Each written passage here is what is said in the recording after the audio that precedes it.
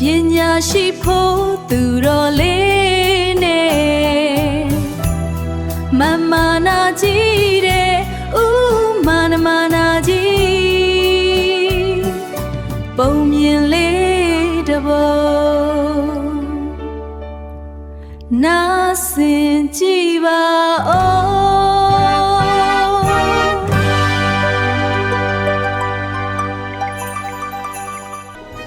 ရှိရှိတုန်းက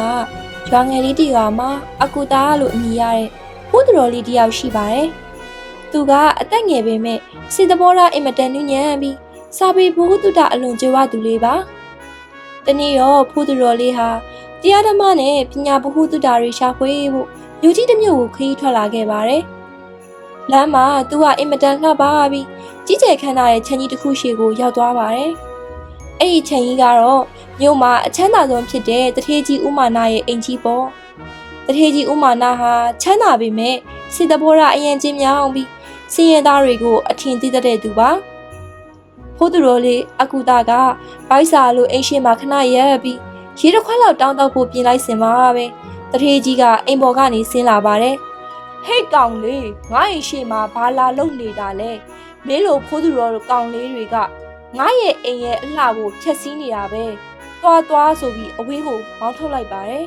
။ခိုးသူတော်လေးကပြုံပြုံလေးနဲ့ဦးလေးကျွန်တော်ကပညာရှာနေတဲ့သူပါ။ဦးလေးစီမှာရေတစ်ခွက်တောင်းတော့ချီုံနဲ့မကပဲဦးလေးအတွက်အဖို့မဖြတ်နိုင်တဲ့ပညာတစ်ခုကိုလည်းမျှဝေပေးခြင်းလို့ပါလို့ကြံပြောလိုက်ပါတယ်။တထေးကြီးကရဲလိုက်ပြီးမင်းလိုကောင်လေးတယောက်ကငါ့ကိုဘာပညာပေးနိုင်မှာလဲ။ကဲမင်းတကယ်ပညာရှိရဆိုရင်ငါ့ကိုအခုချက်ချင်းလက်တွေ့ပြစမ်းလို့ဆင်ခေါ်လိုက်ပါတယ်။ဘုဒ္ဓတော်လေးကမြေကြီးပေါ်ကနေကဲလုံးနှလုံးကိုကောက်ယူလိုက်ပြီး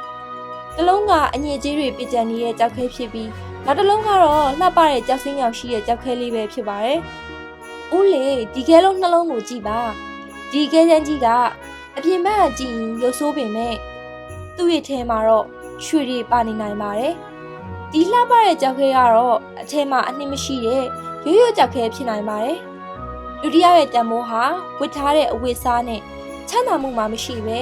သူ့ရဲ့စိတ်ထားနဲ့အသိပညာမှပဲရှိပါတယ်လို့ပြောလိုက်ပါတယ်။အဲ့ဒီအချိန်မှာပဲကောင်းကင်ကမိုးတွေတဲထန်သွားရွာချလာပါတယ်။တထေးကြီးရဲ့လှပတဲ့အဝတ်စားတွေဟာရွှွတ်နေပြီးအယောင်လွင့်သွားပေမဲ့ဖိုးသူတော်လေးကတော့မိုးရီထဲမှာအေးအေးဆေးဆေးလေးပဲတည်ငြိမ်နေပါတယ်။ဖိုးသူတော်လေးကဆက်ပြောပါတယ်။ဦးလေးလောကမှာဘယ်ရာမှထာဝရမမြဲပါဘူး။ဦးလေးရဲ့စီးစိမ်တွေကဒီမိုးရီတွေလိုပဲတနေ့မှကုန်ဆုံးသွားနိုင်ပါတယ်။ဒါပေမဲ့ဦးလေးရဲ့ပညာနဲ့ကောင်းတဲ့စိတ်ကတော့ဦးလေးနဲ့အတူအမြဲရှိနေမှာပါ။တထေးကြီးဟာဘုဒ္ဓတော်လေးရဲ့စကားကိုကြားရတဲ့အခါမိမိရဲ့မှားယွင်းတဲ့မောက်မာမှုကိုနောက်ထပ်ရသွားပါတယ်။သူဟာဘုဒ္ဓတော်လေးကိုအိမ်ထဲကိုဖိတ်ခေါ်ပြီးဆွန့်ကြွေးကတောင်းပန်လိုက်ပါတယ်။အဲ့ဒီနေ့ကနေစပြီးတထေးကြီးဟာစင်းရဲသားတွေကိုကူညီသူစိတ်တဘောထားပြေဝသူတယောက်ဖြစ်သွားပါတော့တယ်။ဖိုးသူတော်လေးအကူတာကလည်း